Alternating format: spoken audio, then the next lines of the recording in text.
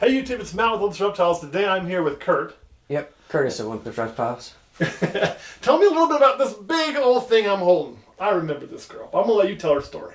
So, about 4 or 5 years ago, Matt ended up getting a call at one of the neighborhoods not too far from where he lives, and basically the report, because Matt's a police officer, the report was that there is a boa in this guy's house, and he didn't know where it came from.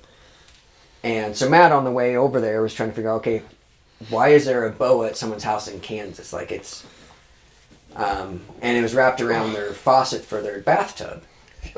And he gets there, and sure enough, it's a boa. And what happened was, I guess the guy had a roommate that was there for a couple weeks. Supposedly. And ended up having it in a shoebox, and it got out. That was the story we heard. Now, for the record, I was not working that day. They called me because they knew me from work. The PD does, obviously. And said, hey, can you help this guy out? He didn't live very far away from you. And I said, I sure can. And she was like a pencil when we got her. Yeah, you can go back in our videos, because I remember doing that. It was about 4 or 5 years ago. Yeah.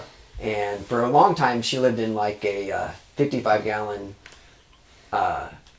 cage in my room.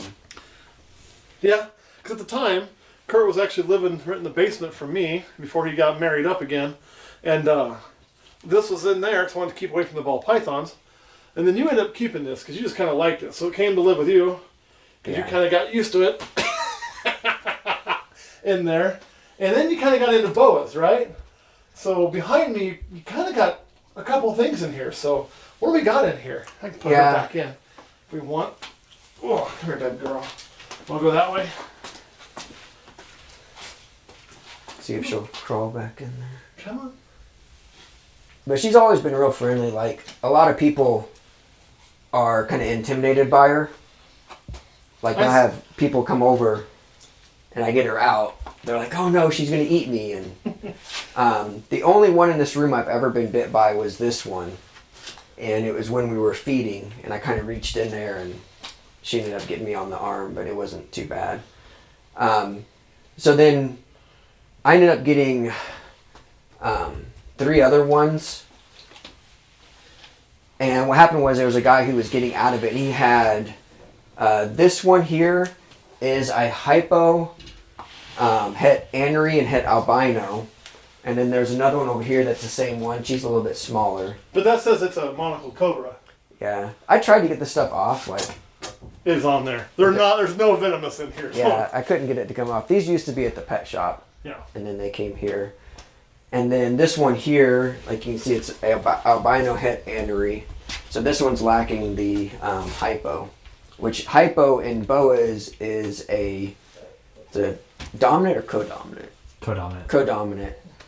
So it's not like a recessive like it is in the like the ball python. There's a super hypo, but it's not like visually noticeably different. Yeah. Those of you wondering who's talking, we do have Caleb on the camera, I guess we should say today. Yeah. So with this, so you kind of said, we wanted to get into boas. We've been keeping the boas separate from the ball pythons. So you kind of have your own little boa lab. Yeah. Here in the basement of your house. We're filming at your place with this. And then something cool happened this year. Tell us what happened this year.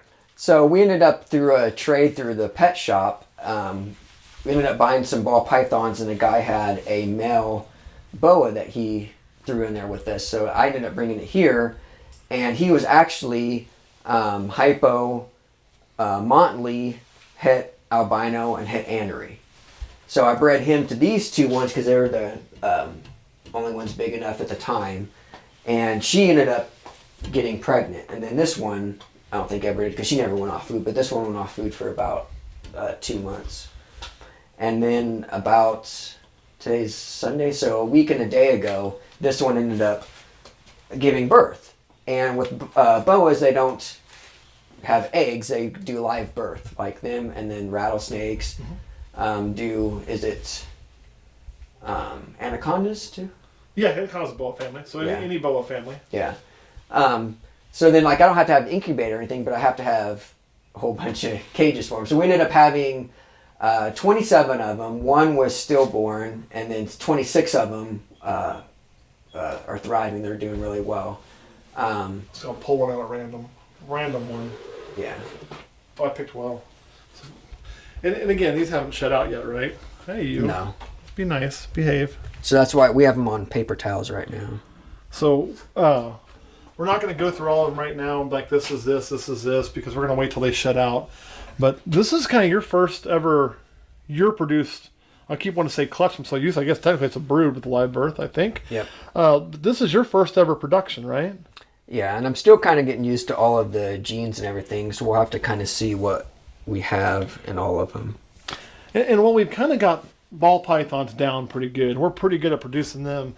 This is really exciting because this is a whole species we've never done. It's also something that for me, I'm here and I'm like amazed. I don't get here near as often as Kurt gets to my place because, well, we work at the snake house and that's in my place. So that's just kind of the thing. So getting to come down here and kind of see how this is going is really amazing. And these little baby boas are just phenomenal. Now, I'm really excited to see them shed out and kind of get them all identified and see what we got. But they are just really, really cool looking.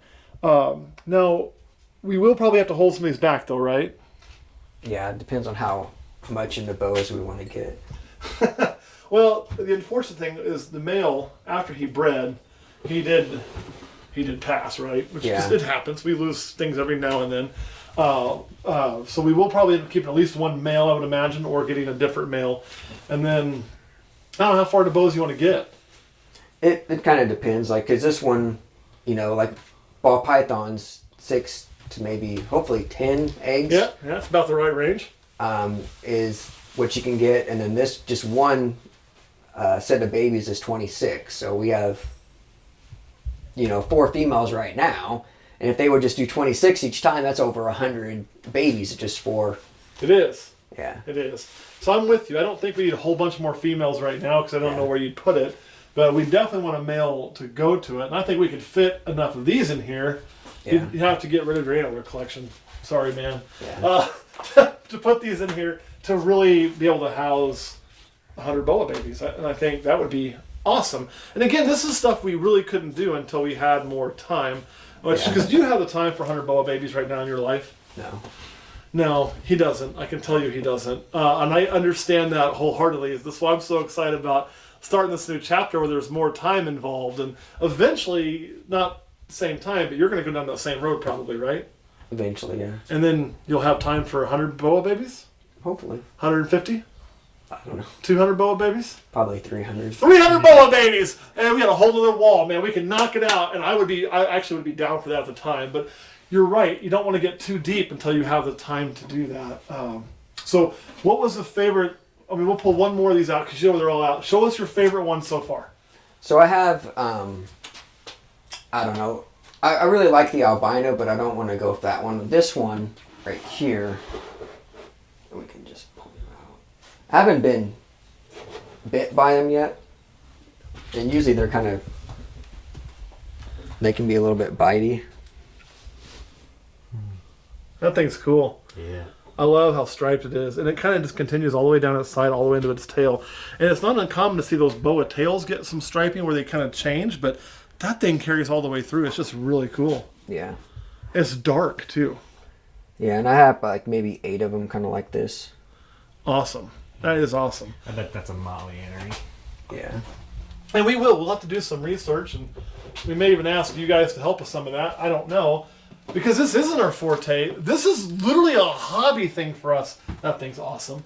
And what I mean by that is, we're into snakes. We know our ball python genetics. It took a lot of time to learn. I know what I'm looking at 95% of the time. But in this is like, brand new kind of figuring it out. So it's a lot of fun. It's very exciting to get to do. And this would be now the 3rd species that Olympus Reptiles has successfully bred. Because we've, of course, bred ball pythons. We've bred carpet pythons. Now we've bred boa constrictors.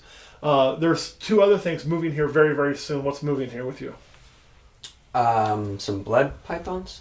You sound like you're not sure. Yes, some blood pythons.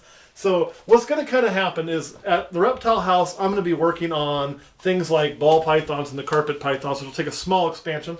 And then Kurt's going to have the weird oddity crap, like the boas that we are going to do and the blood pythons. So he'll have some things over here to start actually breeding as well, which is going to be pretty neat. And then all of that's going to come together the same racks, except for the boas. We'll probably always keep the boas separate. The blood python babies we can just take up there, so it's not all on this plate, and raise up there pretty easy. Although we'll have to probably incubate here, so we're not moving the eggs that far. But that's too easy to figure out when the time comes. So anything else you want to say about the process for breeding? How did you find? Was it very difficult? Was it kind of what you researched, or did you just kind of like? I know with me with carpet pythons, I did a bunch of research, and I was kind of like, you know what, I don't have time to mess up, I'm just going to half-ass it. And I half-assed it, and I produced carpets for 2 years in a row. Yeah, what I did, I just put the male in with them. Like, I'd put them in for, like, I don't know, 3 or 4 days, take them out like when I'd feed them, and just kind of switched them off, and did that for maybe a month or two. Okay. I was kind of just trying it out. I really wasn't expecting them to get pregnant. Right. No, and then all of a sudden, like, he started to, like, stop eating and kind of, I got a little bit sick and passed away. And then I noticed that she would stop eating. Like with these females, these boas, they always eat. Like they very rarely miss a meal. Mm-hmm. And when she kind of stopped eating, and I noticed that in her back half of her, she started getting kind of swelled, and you could see like the separation between her scales. Oh yeah. And so I did a little bit more research, and since they don't lay eggs, they actually keep them a little longer than, like, say, what a ball python would. You basically add that egg time in there because it's all happening. Yeah. Right. It's just all happening inside. Yeah. So. Yeah. So then when she laid her babies, there was a bunch of like the umbilicus and all that stuff came out. It's just a big mess. I ended up having to clean it all out, and it's pretty nasty when they do that. Yeah. It's not just like taking eggs and. No, you don't have to incubate. Yeah. But your mess is a lot worse. Although, honestly, when we do the ball pipe, we have to clean it all out anyway because we're worried about the pheromones and them trying to wrap stuff. Yeah. So, but it's not as gooey, not full of like snake after birth, if you want to call it that. Yeah. So anyway, I just want to say congratulations. This is awesome. I'm really excited. And then we're going to make sure to click like and subscribe and let us know that you like this boa stuff. We'll be doing some more of this content with babies soon. We're going to flip over to Patreon, and we're going to tell you on Patreon there is a magic food that you can feed your boa that'll take a boa that we found. It was after 2015, so I was living in the new house. And you were there. I think I already lived there when we found it. So it was probably like 2016 or 17. So you're right.